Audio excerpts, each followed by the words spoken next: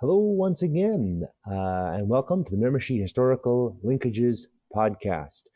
Sean McCarthy and Sarah Ward are hosts this week, joined by our special guest, Paul Savoie, Councillor and Chairman for Recruitment and Membership with the Fédération des Associations des Familles Acadiennes. Paul, welcome. Thank you for joining us. Thank you. Hi. So, Paul, a lot of the work that we've been doing here with the Miramichi Historical Linkages Project has been about trying to get at some of the lesser known or maybe less well understood aspects of the history of the Miramichi, and maybe thus also looking at connections across cultures and across time. And you and I began speaking very early in the project's life, I guess, back in the fall of September of 2021, speaking a little bit about Comte d'Espérance, the Acadian refuge here in the Miramichi, Beaubears Island, and other things of that nature. At that time, I really wasn't all that familiar with the Fédération. And for those of us, for those of our listeners and our viewers here today that are maybe not as familiar with it, maybe could you explain a little bit about the work of the Fédération? Right. So my name is Paul Savoie. I'm with the Federation. I'm going to translate this to English. Sure. Federation of Associations of Acadian Families. So those are our members are associations of Acadian families. And I'm responsible for a project called the Acadian Burial Ground at Wilson's Point. We have about 21 members, but since the COVID, we don't know actually how many we lost. So I would say about 21 families. Very good, very good. And so what kind of work do you do with these family associations? Well, we I guess we work collaboratively to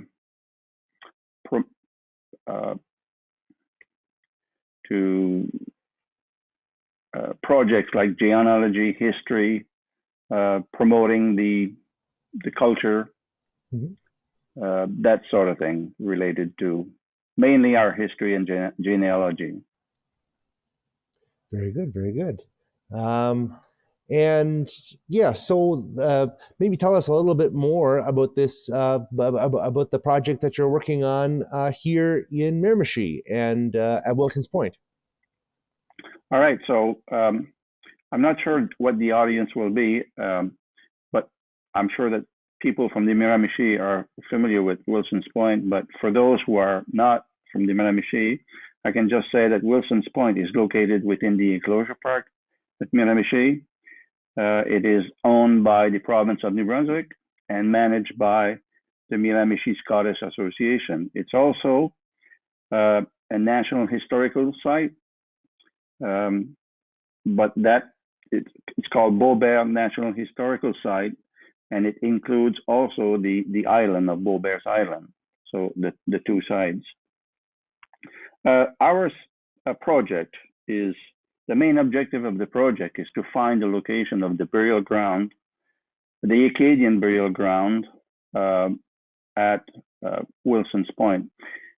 We also believe that there's also, I mean, according to the historians, that there would be about 150 indigenous people also buried in that burial ground. It's unmarked graves, so it's not easy to find. And the trees are grown sort of everywhere. So the short-term objective is to find the burial ground, but we also have a long-term vision, I guess, is to work with the people from the Miramichi indigenous community to enhance the heritage value of the burial ground. And we do this once we find the burial ground, and we can, if it's possible, to find where it's located, if we can establish its parameters, then we can mark it, and that becomes something tangible that the Acadians can come and see and think about, you know, how their ancestors, how they lived there, how they maybe died there. So, and the other thing we think we may be able to do is work with the Scottish Association and the church there, because we have the names of the Acadians who found refuge there in the first winter. We have the numbers and we have the names. We could create panels and display the names of the families, so the Acadian visitors could come and see if their ancestors is on the list, much like they have in Grand Pré, in the church there. So once we have this all set, then the Acadian communities could promote the site, as a tourist destination. So that's the plan and the long-term vision. So, Paul, maybe, like I say, you can provide us a little bit of the historical context of the project and of the Comte d'Espérance. Okay, so according to the historians, there is a number of Acadians buried there. The history of it is in 1755. The deportation started, and the people were looking for a place to be safe. So they created this refugee camp in the summer of 1756. And the refugee camp was used for 3 years, and then it was moved to Ristigouche in 1759. So the recent studies from historians establish, we only have the data for the first year, 1756, 1757. So they established that approximately 1,400 Acadians found refuge there in 1756, and about 500 indigenous people, and a garrison of about 50 soldiers. As far as the number of people that died there, they died of scurvy, hunger, and of course misery, because they didn't have anything to eat, much to eat. And they estimate that approximately 400 Acadians died there in the first winter, and about 150 indigenous if we apply the same percentage of 28%. Now, as far as the total numbers of Acadians who were buried there, the numbers vary because we don't have good numbers for the other 2 years. But I just took some notes here. So the latest study, first year is 400. Robert Cooney established that estimates around 800. Gessner around 800. James Fraser, who lived there, estimates 500. Fidel Theriot, which is a historian for the Heritage New Brunswick, estimates around between 500 and 800 were buried there. I also have some quotations from different historians. So Benjamin Marston, who was a first sheriff of the Miramichi, and he was a surveyor in 1785, wrote, "On this very point, a considerable French village, the ruins of which are yet remaining." There was a considerable, okay. So James Fraser, who lived on the island from 1790 to 1805, estimates 500 people were buried at Wilson's Point. Robert Cooney in 1832, I have this in order of the oldest to the most recent. He says the Camp d'Espérance, which was the name of the refugee camp, meaning Camp of Hope, was a town comprising upwards of 200 houses. If we say 1,400 Acadians, and if we estimate maybe 4 children, per family, and plus 2 adults, it's 6 people per family. We divide that in 1400s for the first year. It would be over 200 houses, unless they live multiple families per houses, which is possible. So continue with Robert Cooney. He says 200 houses, including a chapel, provision stores at Beaubear's Point. The refugee camp was indeed a quite substantial establishment. Besides the chapel, there was houses, commander's house, barracks, hospital, a forge, a bakery, priest house, warehouses, a wharf, and a shipyard. He also says that there was an artillery batteries installed on Beaubear's Island, and that's what I guess the Acadian historians agree on, was that the main village was at the point, and the military, like the cannons and artillery, was on the island itself. So Abraham Gessner, I think he took this from maybe some of it from Robert Cooney.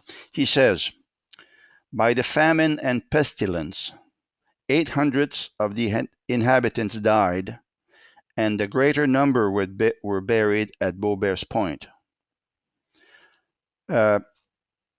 So he gives us a clue here of where that they were buried. Okay, he says, from the wearing away of the banks of the river, the graves of many of those unfortunate people have been opened, and in 1842 the bones of the early French immigrants were seen protruding from the soil where at present a highway descends to the ferry crossing, the northwest branch of the river. So I think that ferry is no longer there, but Mr. McCarthy sent me a map of where the ferry landing was, so we know approximately where it was. Now, in 1947, Wilson's Point was purchased by Lord Beaverbrook, who gave it to the province with the agreement that it was going to be a provincial park. So he tasked Louise Manny to clean up the cemetery and sort of rebuild the cemetery there. So she wrote a few papers. One of them is The History of Wilson's Point. She says in page 1, one point we may notice in passing is that the early English settlers often took for a burial ground a site used by the earlier French for that purpose. Now, she provides no proof of that, so the I said the English burial ground and the church was located at the tip of the point, but she offers no proof. So another book written by Pat Hubbard called The Scots at the Point, on page 15 says, by the year 1790, a committee was appointed to manage the congregation. The church was to be built at the point, and since a cemetery already existed at the point, it was an appropriate site for the new church. Now, according to what I read, the English settlers started to arrive on the Miramichi in 1764. The Loyalists arrived in 1784. So there was some years there where the English settlers were there before the church was built in 1790, around 1790. So it's possible that it was their cemetery. So we don't have any proof that there was a Acadian cemetery there or burial ground. So that's about all I have as far as history. but a very thorough exploration. And again, I mean, it is a harder time to find information about in that kind of that early to mid 18th century. There's not too Right. many records that are kind of that are still extant. So but yeah, and I know this project is also kind of one of several in my time with Bow Bears before I was with with this project to kind of mark that that burial place. Because again, it's a very important part of Acadian history here in the Miramichi, and I think, and I might get you to comment on the fact that I think really it's only been in the last couple of decades where Acadian history here in this area has kind of moved to the into the forefront in many ways. I think there was a lot of people always often perceived a lot of Acadian history around Miramichi, but I think it's only been in the last couple of decades that people have started to understand the Acadian history within the region as well. Do you think that's a fair statement? Yeah, I think that's a fair statement. I think part of it is the fact that we didn't stay there long. It was only 3 years, right? And the other thing I'd like to say is, um, there's a lot of trees now uh, at the Wilson's Point. It's very hard to find graves there now because of the trees are everywhere. But however, I'm grateful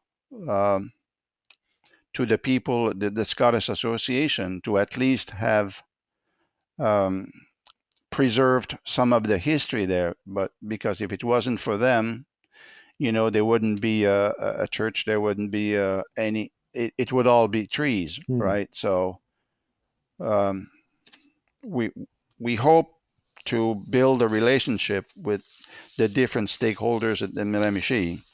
Right now, the project is sort of on hold because the province of New Brunswick owns the land, and they have to give us permission to conduct archaeological work there. And this project started with the Parks Canada, but Parks Canada doesn't own the land, so we're hoping to get some help from the province on getting this started. We don't know. At this point, I can't see that we're going to dig here because there's so many trees. There's a lot of trees, but I need an archaeologist to go on site and evaluate if we can use ground penetrating radar to find graves. If we can find graves or maybe bones along the northwest or the southwest, because some people from the Miramichi told me that there was bone protruding from the southwest as well, near the tip of the point there. So if we can find points, maybe bones, and they're large enough, we don't know at this point if they're animal or if they're human. Have them analyzed and see if we can find their origins, right? Uh, I know that there was some archaeological work done at the point. I want to say in the early 1990s. Is there anything from those reports that you've been able to get access to? Yeah, I have that report. The that was done by the Heritage New Brunswick, from the people, archaeologists from Heritage New Brunswick, and there was also some historians there. Yeah, their work was done towards the south side of the point there. You know where the monument is? It's an open field sort of thing. That's where they dug. They did find some artifacts there. That part of the point was developed by the English. There was a lot of industrial development there, so there was a lot of disturbance. But what they found was a hearst, which is sort of a common cooking area, which they identified as Acadian there. So it looks like the map from Ganong, which establishes the village there, could be correct, because they did find some evidence there of houses, excuse me, and hearst, and cooking articles and stuff like that. It's hard to establish sometime if they were from the Acadians or right. But they did identify some Acadians artifacts there. But they didn't go as far as the church or the Scottish cemetery there. So they did not find any graves in that area. That's interesting. I never knew about this. I'm learning something here. Yeah. It's not easy to get a permit from the province, because the land is owned by the Ministry of Natural Resources, so we need to get their approval. We need to get approval from the Scottish Association, which is managing that area, and we need approval from the First Nation. So there's a lot of different organization involved, which needs to be aligned. So my preference would be to just walk around with an archaeologist, maybe with a ground penetrating radar, and see if it's realistic to conduct some archaeological work there because of the trees. And if it's not, then we need to look at maybe an alternative way of promoting the site to the Acadian community. Work with the Scottish Association on that. Well, certainly a lot of moving parts in this project, but I think, as you've mentioned, a lot of opportunities for cooperation and collaboration. Correct. Which definitely is very exciting in its own right. And we know a little bit about that from our own work here. It's great to be able to work with other people and share knowledge in that way. Yeah, it's not going to happen unless we have collaboration from the stakeholders in the Miramichi and the First Nation. We realize that. So as we kind of draw to a close for this week, anything to add before we wrap up? This is interesting. Well, we're looking forward to working with the people of Miramichi on this, I guess. Mm-hmm. This is interesting because I don't even think First Nations people really know the whole information, because this is the first time I've heard that it was a quarantine place. Yeah, they were on the call. Yeah. We had a meeting, and the people from the First Nations were on the call, yeah. Yeah. But the grassroots people I'm talking about. It's usually the leadership get the information, but the grassroots people never get the information. So. Right. Well, I know that was back in 2014, maybe 15.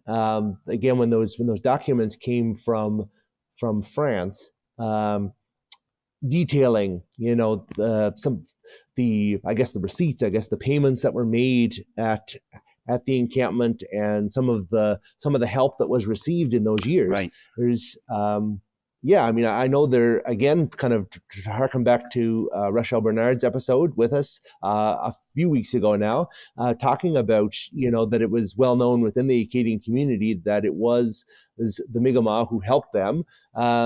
There was a lot of evidence of that in those records, of the names of folks that, that offered transportation with canoes and, food and firewood and all of this. So, I think it's something, again, I mean, there's still aspects of the story that really,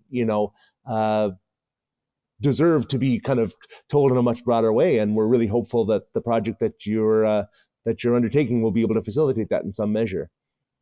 All right. So thanks again, Paul, for joining us today. We wish you all the best, and hopefully, like I say, we'll have you back on in time to come to maybe get an update on all that's going on with the project at Wilson's Point. Well, thanks a lot, Sean, and good luck to you and your project for the linkage of Miramichi. And thanks, Andrew and Sarah. Yeah. All right. Well, good luck. Well, thank you very much. And from all of us to all of you, have a great week. And we will see you once again in 2 weeks' time back here with the Historical Linkages Podcast. Thanks so much.